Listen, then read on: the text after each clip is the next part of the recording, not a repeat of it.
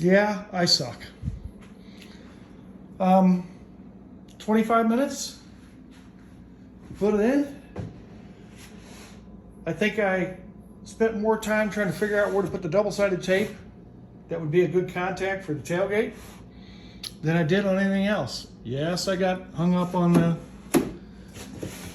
clips underneath the rails. I did get hung up on those, only on the right side, not the left. This thing is like Legos. I got a little bow back there, but yeah, we'll let it sit out in the sun and see how it goes after a few days. But overall, I am super happy with it. It's about the same stuff as you put in the bottom of a stables for the horses.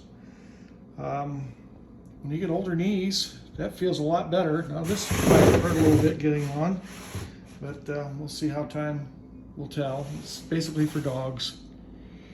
But yeah, piece of cake. Good Lord. Very happy with what I got. Very happy on the delivery. That was fantastic.